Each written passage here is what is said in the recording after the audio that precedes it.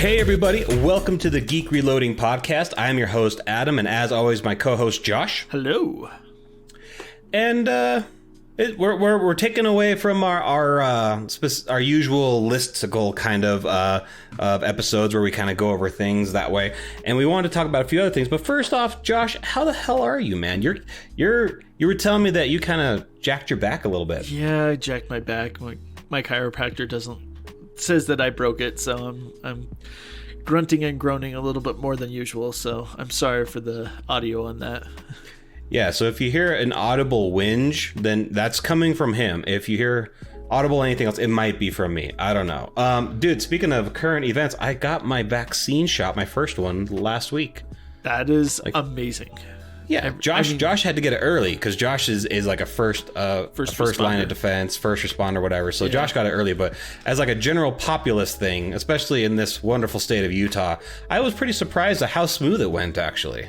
Yeah, I mean, it worked really well for me when I got mine, so I don't envy the second shot for you because most of the people that I know have gotten pretty sick, but it's worth it. It is very, very worth it. So you told me that both you and your wife got like rocked by it, right? You told me and my wife that. And so when we were talking about vaccinations and everything, we actually like staggered our scheduling just in case, because if it's like, yo, the second shot's gonna like kick my ass, then it's like, okay, then that week, apparently it's only like 1 to 2 days most of the time, but it can last all the way to like 4 days. Like, okay, well that week I'm not gonna have that vaccine yet, so I can take care of your sick ass, and then vice versa. Aww. That's what we're kind of thinking. That's a great idea. I mean, it works out really well that way. Well, we wouldn't know that if you hadn't warned us. You know, you hadn't like regaled us with your wonderful story of being like laid out on your ass by it. It was pretty bad. For 2 days I was pretty miserable, and so was Mindy, but it's well worth it, and it's good, and we're helping the herd immunity, so. Yeah, and okay, so when you got it, I mean, yours was probably a little bit different because it was earlier on, but like, was it like out of like an outbreak horror movie, you know, like that military tents and them getting shots and stuff? Because that's what mine was like. No, mine was just at one of our work buildings, so it was like through work they were setting it up, so we had enough people there. But dude, yeah, mine was way different then. I have seen that because I've been having to go to the hospital a lot lately. I have seen a lot of the outbreak, tents. Outbreak looking tents, yeah. Like, I mean, I walked in and I've seen enough movies. I'm like, there's way too much military personnel for this to be comfortable. Yeah, like you had like 3 people in scrubs, and then everybody else is in their, what is it called? Their BDUs? Is that what it is? I don't know. But yeah, just military garb one way or another. You're being escorted from place to place by soldiers. I'm like, this feels a little weird. Wow. They need the entire military to take you on, man. Like, obviously. Yeah. Far from it. I was the least threatening. It was like 9 a.m. on a Monday morning. I was there in my most comfortable clothes I could wear outside without being embarrassing. I was of no threat.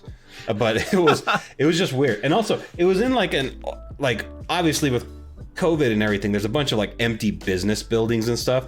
It was in like an previously used warehouse for a like supplement company that's based in AF. And so there was like all this big empty like warehouse looking stuff, and then you got like the tents and the soldiers, and I was just like, this just feels super weird. Holy shit, man. Like, are you sure you got the COVID vaccine? You sure you didn't just get like injected with the T virus? No, man, I got the COVID vaccine for sure, because I hear everything that Bill Gates said inside of my ear really well, and I get FM radio now too, which is dope. Well, I definitely opted in for the FM radio, but you know what? I'm trying to get the Spotify to be activate as well, so. That's only with the Moderna. With the Pfizer, you get $5 off your Netflix subscription. So either way, it's a win-win. That's why. Yeah. I've got the Moderna shot, so I need to get going on the Spotify. There you go. Yeah. So anyway, everybody, even though we were joking, for real, go get the shot. Keep on wearing a mask. Don't be a dick, and we'll get through this. Help the herd immunity. We're all in this together. And stop coughing on people. Yeah, at least give it a few years before that becomes a thing again. Don't cop on people until then. Because just nice. Let's get past this. Anyway, so this has nothing to do with our episode. Really quick, I do have to say, like, watching like old TV shows and stuff when there's like big gatherings or like people giving hugs, I'm like, in this time, like, no, you can't do that kind of stuff. So it's weird. It's unsettling, changed. man. It is. It's like, changed some crazy shit in our lives. It's so baffling to think about that. Like, we didn't care about all of these things back then. Like, I remember my big one was concerts. I used to play music, and I used to be in concerts, and you'd go to the front of the crowd, and you'd be surrounded and sandwiched with hundreds and hundreds of people, and I'm like, that's not a thing anymore. Well, I mean, like, we both did the con scene for a while, like doing conventions and stuff, and it's like you always every person I knew always had that con crud. Like, you got sick a week after or so, and everyone got it. And now it's like, if it might as well be a zombie apocalypse. Like, you're gonna die if you go to the things like that. I don't know when I'm actually going to feel comfortable enough to go to another Comic-Con kind of event. I honestly, I have no desire at all anymore. Like, it's one of those things, like, with all this, I'm just like, no. I don't want to get sick, because you never know, like, what's the next COVID thing gonna come up. Yeah. So, and it's a hard sell as it is, even in this state, which we're in Utah, and we have like the geekiest community in this state out of all the states. It's been like tests and votes and shit, and so like even here with how big Comic-Con is, I think it's gonna be a hard sell to get people in there, except for the like anti-masker whatever people, and those, just all of them, they can cough on each other. That's fine. Yeah, it's gonna be rough to get me into that kind of setting again. Yeah, and I think it's going to be kind of a self-fulfilling issue. Like, the people that don't want to wear masks and are fighting all that, they're gonna get sick, and then they might change their mind, or they might not have a mind to change. So maybe. Now here's the thing, even before COVID, like you were talking about, the con crud, that's a real thing. It is. I, like most people, that I can't even say that. I would say 85%, which is still most, but there's 15% is a lot. But 85% of people are really good with hygiene, all that kind of stuff, even in those big events. But dude, I remember this happened at the last Comic-Con that you and me were at, which was what, 2018, 19? Yeah. So one of those. Yeah. But like one of those, dude, I was walking through, because Josh was at a booth. Josh had a booth, and I didn't have a booth that year. And I was walking around, and there was a guy walking around in camouflage overalls, like that you'd buy at like Cabela's. And he was just wearing just those. Do you know what I mean? Like no shirt. Was he hairy as well? He was a big boy, and he had. Yeah, sweaty, hairy, and then just to round out the picture, he was probably coughing without covering his mouth. Let's just make that picture accurate to real life. Oh, I can give you the real life example. I was at a panel with him, and no joke, this was when I was like, all right, maybe I'll rethink the next one. It was before COVID, but he was in front of me and like to the side, like to the left, right? During the panel, he put his hand into his overalls from the side, like slipped it in, did whatever itching to whatever depth that he needed to do, pulled his hand out, and he did the sniff. That was dude, it was a lot. It was a lot. It was traumatic. I just went, you know what? I don't know how many handles he's touched. I don't know, like I don't want to brush up against anything that he's been around. So I was like, maybe not for me. Maybe not for me anymore. It is. I'm right there with you. I will not go to a con with you anytime. Well, I mean, I don't know. Some things I think will just never be the same. I think that's what it's going to be. Well, and I think just the whole concept of people are paying attention a lot more to this stuff. And there are some very bad situations that we have just normalized for so long that people are rethinking. So, yeah. Okay, so 10 minutes in, and we've just gone off. My bad. I was excited to get the COVID shot. I was sad about Josh's back. And then it went into Comic-Con and dudes smelling their Fromunda cheese. Anyway, so this entire thing is actually, this episode is actually about like toxic culture in gaming. And we've already done one about kind of like toxic gaming a little bit. Yeah. It was specifically kind of more surrounding The Last of Us 2 and the reaction to how that game came out, amongst other ones. But some new things in the news recently have kind of brought up more things that I feel like we could kind of like just debate and talk about when it comes to just how toxicity reveals itself inside gaming. Yeah, I think, I mean, we've got it in a different roundabout list, but I think brand loyalty is what really shows this off. Like, it really gets to everyone. Because, like, you can have two people playing games all the time, and it's literally, they will hate each other because, you know, Xbox better than PlayStation and shit like that. Like, and then you throw in the whole PC Master Race situation, and it's like, what the hell is wrong with people? And they're just angry about just wanting to fight people. Yeah. I mean, it's tribalism at its purest, man. It's sad that like this is a thing, and it's not just with video games. I mean, you have people that are like Nike versus Adidas, your favorite sports teams, all that kind of shit. But I mean, like especially with brand loyalty, like as a brand, I look at that and it always seems silly to me, just for the fact that it's not like that company has your back. Like at least with like a sports team, maybe it might feel a little more personal because you have personal people interacting in a sports event. But like as a brand, it's not like Sony's gonna see you and you're championing them over Xbox and they're gonna be like, thanks bro, yeah, you get it, you know. And something about this specifically, man, first off, I've never heard the phrase Sony pony, but I kind of love that way more than Xbox fanboy. So if we are comparing apples to apples, that's way cooler name for somebody who's a PlayStation fanboy, a Sony pony. That is a really good fanboy name. I mean, granted, for me, I'm kind of moving into the direction of, you know, being part of the master race. So, you know, all you plebs are just that. But it's really, I just don't understand it. Like, because I mean, both of us, you and I, we've always bought both systems.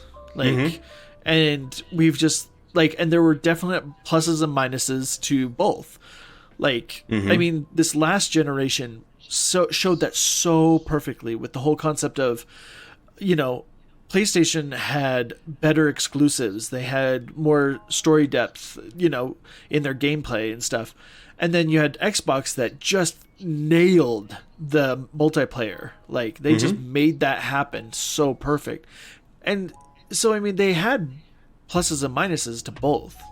And like us, we were lucky enough to have the disposable income that we could purchase both of them.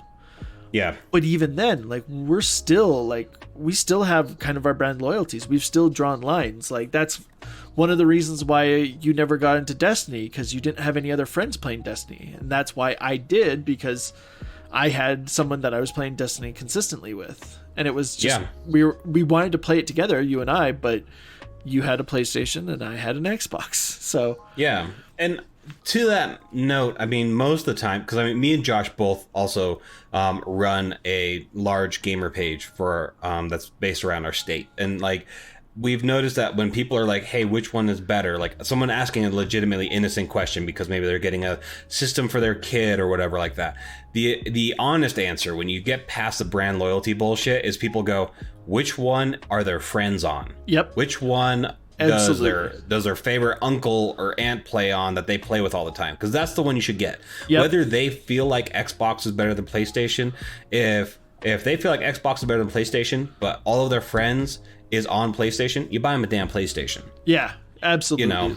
Well, and that's another thing is like that's one of the reasons why I'm kind of moving towards the PC is because you can buy these games for $15 and play for thousands of hours. Like, you know, and so there's all these reasons and all these things, and the more that I collect people that play on PC, the more I'm like, oh yeah, I want to play on that. However, like it's so angry. It's like it's such a fight for people, and I don't understand that. Maybe we're kind of privileged at the fact that we have been able to always have all of them. So whoever wanted to play whatever for the most part, then we would have that opportunity. But I mean, even in our group that we run, we literally had to put out a post that said, hey, this group is about gaming in general. We don't want any of your PC versus Xbox bullshit. We don't want any of your PC Master Race bullshit. We don't want your brand attacks and everything, because they just breed more toxicity. Like if you're gonna put a post and a meme, it's just, you're gonna have people coming out to defend it, you're gonna come out people against it, and it creates more toxicity, and it's just not worth our time. And so we were like just hard ban hammer, like anything you post that way, it's just gonna get removed. They're like, well, it was just like in good fun. I'm like, yeah, but then somebody takes it too far in the comments, and then we gotta fucking deal with it. We don't want to do that. Then it's breaking Facebook's terms of service, or people are getting death threats, and it's like, it's just not worth it. I mean, I remember being a part of a lot of those conversations early on when you just invited me to the group for the first time. Like back then, we had those all the time, and we had these big arguments and big fights, and it was a lot of fun. However, it got worse and worse and worse, and now it just became like, oh, as soon as you mention, Xbox, like there's just hate. And it's like, no, we're not down with that anymore. We just, we're not willing to fight. It's just too much effort. Like, honestly, and that's not like the laziness in me talking. That's just the efficiency. Like when we were a very small mod team, before Josh joined our mod team, we had 5 people. And even before that, we had 3 people. And every single time one of those went off, we'd be spending hours literally like moderating that, and it's like, we don't get paid for this shit. This isn't worth it. We're like, it's just easier to look at it, go nope, remove it, than try to have everybody play nice. Because as much as people are technically by age and by demographic adults, everyone's a bunch of fucking toddlers, man. Everybody. I am fucking babies. If you don't agree with me, you're wrong, and I'm gonna prove you why you're wrong.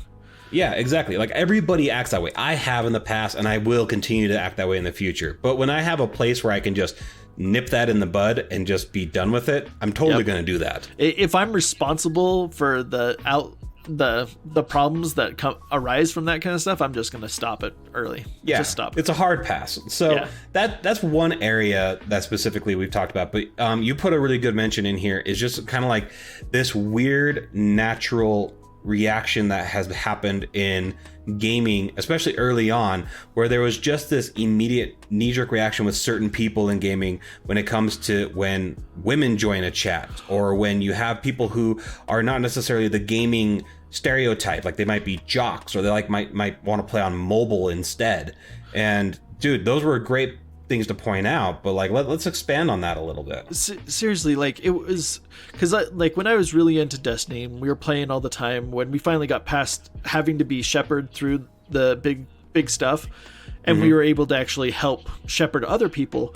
Like I remember having this conversation while we were waiting for one of the guys that was taking a break when we were doing a raid, and like it was this girl that she was invited by one of our friends, and she was just like, and she was just telling me stories, and my heart just broke, because it's like, I'm also part of this big gaming Facebook group, and it was so often that you had someone going, hey, I'm looking for a girlfriend, someone to be a girlfriend that games. I want to have a gamer with me. And then I've literally seen these assholes.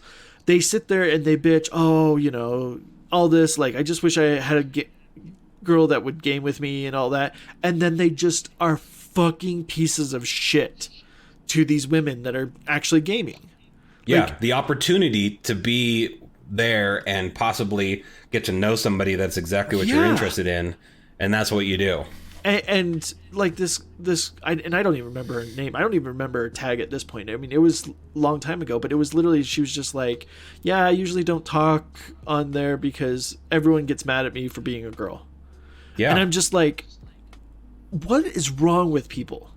Like, what is wrong with people? Like, when my wife wants to play games, I am very excited. I probably go a little bit overboard, because I like the concept of her playing games, and my excitement kind of helps get her excited about it as well. So, you know, every time I've played with a woman on games, like over online, like I make it a point to point it out there. Like, I really appreciate, I mean, even if they suck, that's even more reason you need to let them feel comfortable in gaming more. Well, I mean, what's weird is, like, we have a very large part of our community that we mod that are female gamers. Some of them are even professional streamers. Some of them play competitively, and we'll hear them talk about the environments that they've encountered or the situations they've encountered, and it's weird to see just random assholes pop up and go, "That doesn't happen." It's like, what? They're explaining an actual event that happened in their lives. It happened directly to them. Their story that they're telling. And you're invalidating it. Yeah. And it's like, that's the motherfucker right there. That's the one that's probably doing all this shit. Well, that doesn't happen. I'm not going to admit to it. You know, shit like that. Yeah. And it's weird to see that. And it's weird to it's weird when you see people that kind of band together with that. Most of the time that shit gets shut down so fast. Oh yeah. But it's weird when you see more than one in the wild. You know what I mean? Yeah.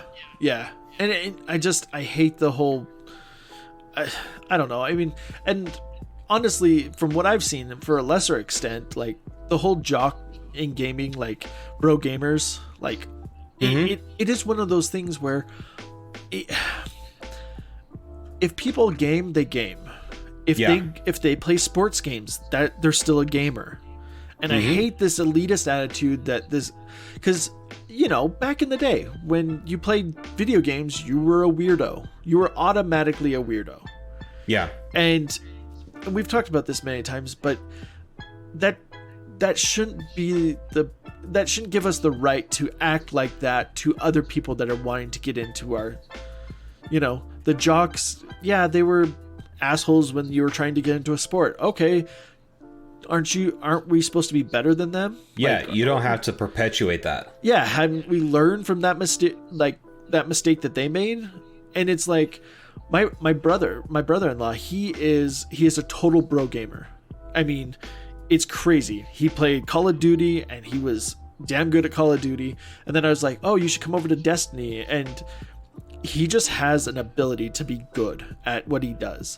And he started getting into Destiny, and I got to be a part of this, the way he kind of branched out into these games. And he's such an amazing gamer. He is such an awesome guy, and he's just so much fun. I introduced him to Destiny, but then he was shepherding us through certain things. It was crazy. And yeah, you miss those when you group people together and shove them in a corner. You miss those kind of things. Yeah, and it's weird to think that the exclusivity or the lack of inclusion and everything that happens when it comes to just people who just come from different environments like that. Yeah, it really is. And I don't understand the whole elitist attitude. I mean, I did put mobile games on here because they're still gaming.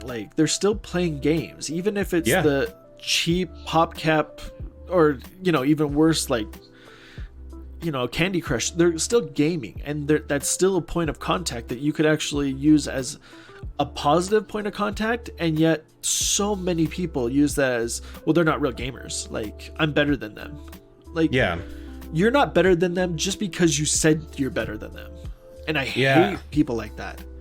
It's weird when people are like, "Oh, you're not into gaming unless you play competitively," or "You're not into gaming unless you like MOBAs," or "You're not into gaming unless you like JRPGs," or whatever. It's like, you know what, bitch? This is such a broad genre of entertainment now that you can't pull any of that. That's like people saying you're not into movies unless you like comedy or horror or indie or whatever. It's too broad for you to try and just try and claim it all as yours, and you shouldn't be doing that anyway. Yeah, exactly. I mean, and the other thing is like you said, those people from different walks of life, they're really good at certain things. I know for a long time when my wife, she was so much better at puzzle games. She didn't have the control usually as well as I did, because I've been playing games forever. But when I was trying to figure out stuff, she was like, "Oh, well, what if you did this?" And I'm like, "Oh, yep, that's how you do it. Okay," and it's done. It's like inclusion is always better than exclusion on this. Yeah.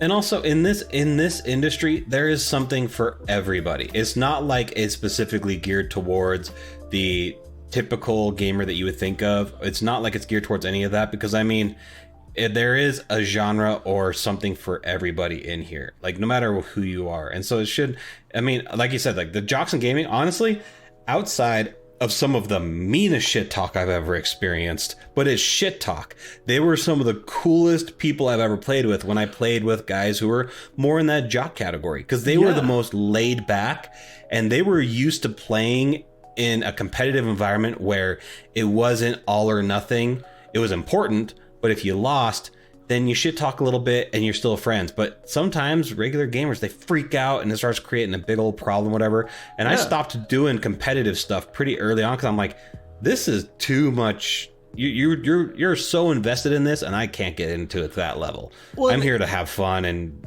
just because I beat you, you're freaking out, and that's too much. But these guys, like a lot of the times when I was playing sports games, those guys were awesome. So that's my 2 cents on that. Well, and I remember like one of the times we played Halo together, having a big party, and it was like we had a couple guys that weren't normally part of our crew that played it. It was Andy and Austin.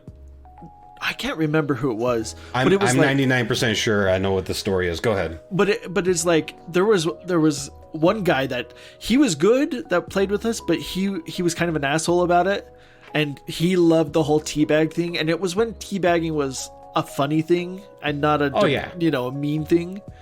And so like he would teabag, and there was one guy, and I cannot remember who it was, but he got fucking angry, and it was just like we had to literally stop a fight from breaking out between two guys. And it was like, okay, you guys, you're not grown up enough to play together, so you're done. You go home. You go away. We don't need you. Like, we're done for now. Like, it's just it's not worth it. I mean, exactly.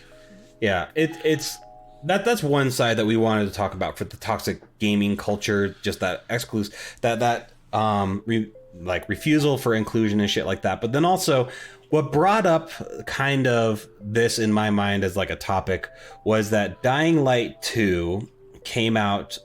They've had, their fan base is very, very devoted. They have been asking for when the game's going to come out. It has had some delays and it's had some problems and stuff to get to that finish line. And Dying Light, like their fans have kind of started to turn on them. And they've started to, it's no longer, hey, we're excited, we can't wait. It's like, get us something or don't give us anything, you pieces of shit. It's like suddenly this negative energy, right? And so they came out to address it. And the way that they addressed it made me kind of go, I wouldn't agree with how they addressed it. What happened is that Dying Light, they came out and they did this live video thing where they were going, hey, we appreciate that you guys are excited, and we are so glad to have such devoted fans. And they kind of left it at that, kind of like softballed it towards the fans. We're like, hey, we know you guys are waiting. And part of me, I'm like, I know that I don't own a studio. I know that I'm not in a place where I need to be worried about this. But part of me is like, you shouldn't be babying those fans. Those fans should be notified, hey, just because you feel like you have some sort of ownership over this because you love it so much doesn't mean shit. And you can't treat people who work on games like they owe you something. They don't owe you anything. Yeah. And that's where I had a problem with it. And it is. It's just how, like, when people start expecting stuff and start expecting, this or that, it really sucks. It really sucks. Because, I mean, I always took it as a very small view of things. And, like, because we're artists, we've done artwork for most of our lives. And I always thought of it as, you're sitting there, you get asked to draw a picture. And you go, yeah, I think that would be a fun picture to draw. I would like to do that. I think I could do it really well. And then you have this guy sitting on your shoulder going, well, hurry up. Why are you doing it that way? Like, and then like at the end, like when you finally finish it, you're not happy because you couldn't actually take the time to finish it the way you wanted, and they're not happy because it's not perfect exactly what they imagined. And that's not going to help anyone. That's just going to cause problems. That's something that I used to love back when I was growing up. I used to love to speculate about what new game was coming out. So like Final Fantasy 12 is probably my best example, okay? When they announced Final Fantasy 12, it was about a year and a half before it launched. I'm like, oh my gosh, I love 10. This is gonna be amazing. Look at the screenshots they have so far. I bet the summons are gonna be killer. I'm gonna love these characters. I hope they do this. I expect them to do that. And then when it came out, I don't like 12 at all. And I bought like the special edition with all the bells and whistles. I had like the DVD and shit. And I was like, I'm mad because I wanted this. I wanted this. I wanted that. And that is not their problem. It is not their job to appease exactly what I had made up in my head. And ever since then, my speculation and my want to speculate has severely dropped to the point where it's like, hey, I'm excited for this game, and I am excited to see what they decide to do with the story, how they're going to develop this. And if it doesn't go the way that I like it, I'll be sad, but also I'm not going to speculate myself into a tizzy and then be sad that it didn't pan out. Yeah, and one of the things, fun little thing, my counselor, he has this concept and theory that all expectation is a negative. It's just a negative exponential. Like it, because if you expect something, it's either going to match your expectation and you're going to be like, it's not going to do anything. So it's, dividing, or it's timesing it by 0, or you're going to be disappointed, and your disappointment's going to be exponential because not only was it not what you wanted and what you dreamed of, it is, it is something else that you don't like. Yeah. And so you get 2 times the disappointment there. Yeah. And I think that's great, actually, because I've noticed later on in life, I mellowed out a lot. Josh has seen me from the very beginning of like puberty, which was it just wrecked me. And I was just an angry, weird, horny little boy. It was weird.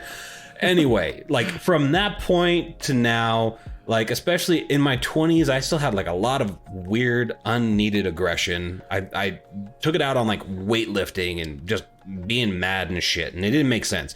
But later on in my 20s and into my 30s, I just mellowed out. And like one of the things that especially like kind of helped me, or just I've like not necessarily philosophy, but just kind of like a mindset, is that I'd rather be pleasantly surprised by having lower expectations than being severely disappointed, or possibly like having something be exactly what I wanted, but I wanted it so bad and then it worked out. I'd rather be pleasantly surprised all the time than get that perfect, this is exactly what I dreamed of, exactly what I wanted, and then be disappointed the rest of the time that doesn't happen. Yeah, and I mean, that's the thing, is it's happened too many times. Like recently, like Borderlands 3. I mean, it was a fun game. It was good. It was I'm gonna say it's better than 2. However, there was a lot of hype for that, and that kind of just like it couldn't live up to the hype.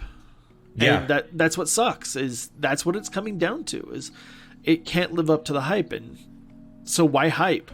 Like, why even worry about that? Like, I'm very excited for Dragon Maid 2nd season to come out, but I'm not paying attention to it, and I'm not thinking about it, because if I do, it's not going to be able to live up to what I think. And I think that part of that as well is just the fact that it's, even with Borderlands 3, like I'm going through it currently right now with a buddy of mine, and I'm not drawn into it the way I was drawn into 2. Like the storyline just isn't quite there for me, right? But even with that, me going, well, 2 had a better story. I go, but I love what they've done with the guns. I love the ways they've updated X, Y, and Z. I love that they did this. So even though it's colored now, not like just tan.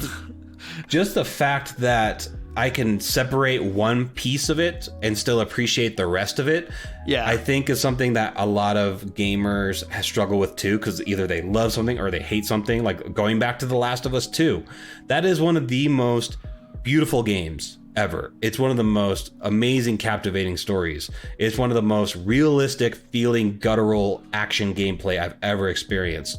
And not even looking at the story side, I can go, this part was amazing. That part was amazing. You can't argue this part. You can still be mad about the story, but you could still take the good from it too. But for some reason, it's an all or nothing, it feels like a lot of the time. Yeah, and everyone just seems to be angry, so stop it. Yeah. Well, I mean, it's hard. It's hard to like even call people out because I don't think they understand just how severe it can be sometimes. I mean, sometimes when people call me out on some shit, not necessarily this, but other things, I'm like, I don't even know where you're getting that. And then later on, it takes a while and I go, oh okay. Yeah, well, they're right. I'm sorry I'm a month late, but I got it. Yeah. But I mean, being able to get it even then. One more thing on this toxic gaming culture that we wanted to kind of connect with is the making a game is not an easy thing. No. And the fact that there's some of these dev teams that are being just ruined in certain ways to get things done. Like, they're not being paid very well. They're not, like, because their bosses have bosses that don't care about the game. They just want to make money. And like the whole culture in making games is so crazy. And you know, we've talked a lot about like the No Man's Sky. Like, you just can't make things perfect. And if you get pushed and rushed to release, it's just going to cause problems. But everyone wants the game that you kind of want to get some, you know, a little bit of hype about. So you put out a little teaser, like they've got this idea that they start building up in their heads, and you'll never be able to match it. Yeah. And also you're hitting on a point that has been brought up over the years about crunch. And that's that phrasing where you're like, they're working, 60, 70 hours a week. They're worried about if they're even going to get paid because checks aren't showing up in longer terms. It's mostly about just the overall treatment in a workplace, to an extent too. Yeah. I mean, like, think about where you work. Even if it's like entry level, like fast food job. If you didn't know you were going to get paid, would you continue on there? Yeah. Like, of course not. Like, you're there to make money. There's a lot of people that are out there making stuff that you love that never get paid correctly for it. Yeah, or just treated correctly for it, treated decently for it. And I think that is because it falls halfway between this is a job and this is a passion, because video games are a creative endeavor. And so I feel like there's a certain amount of people taking personal ownership that makes them so they feel like they're willing to stretch a little bit thinner. Coming from somebody who works in a creative field, if I'm passionate about something, I will work harder and I'll work longer than even I have to if it's something that I believe in and something that I want to produce. And you want to make what you imagine it to be because you want that. Yeah, exactly. Like, you don't need. It's just a want at that point. And want is always a stronger drive. Yeah. And I mean, even like some of the most popular games in the industry, Red Dead Redemption 2, there was interviews with developers, and they were saying that they were working 100-hour work weeks to get the game done for its scheduled release, which in America, we already kind of glorify hard working, long hours bullshit. But I mean, 100 hours a week, you're working literally 16, 17 hour days. That's excessive. And developers that encourage that or enforce that, it's not something that's okay. That's another part of toxicity in gaming. It's just, that's not an environment I would want to work in on a day-to-day, and you should never subject another occupation to do that.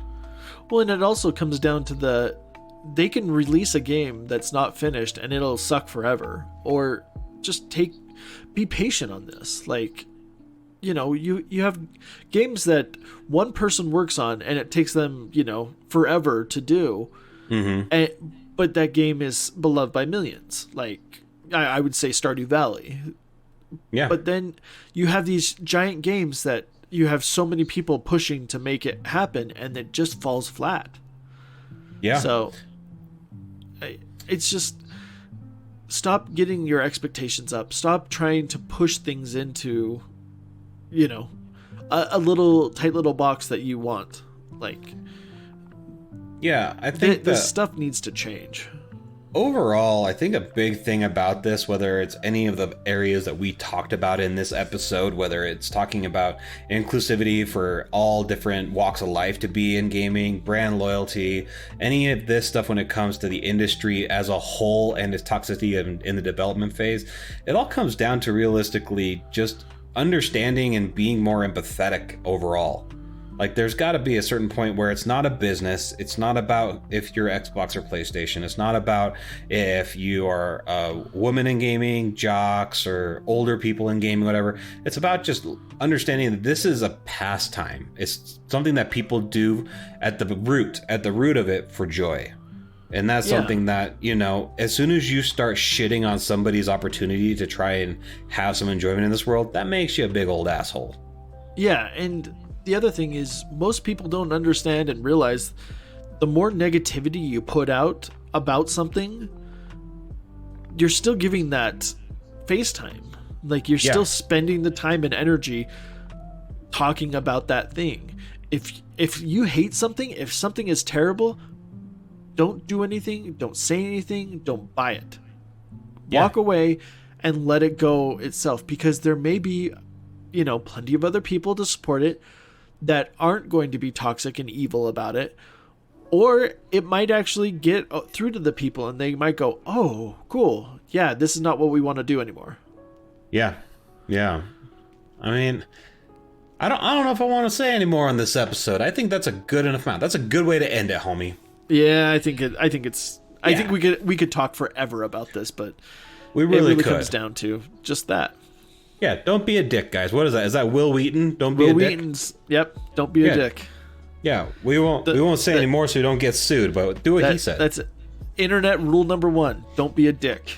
That's true. It should just transfer over to gaming too. Yeah, definitely. All right, so that's our episode. We hope you guys liked it. All of our info's at the end stinger. If you have any questions for us, feel free to email us at geekreloading@gmail.com. You can find all of our podcasts pretty much everywhere now. I'm working on trying to get it literally everywhere, so I can just put literally everywhere on all of our tags, but not quite there, but we're getting there. But yeah, we will talk to you guys next time. Bye. Geek Reloading Podcast with Adam and Josh. Follow us on Facebook, Instagram, and Twitter. Have a question? Email us at geekreloading@gmail.com. Theme song titled Rocket by Kevin MacLeod. You can rate, review, and subscribe to our podcast on your preferred podcast service.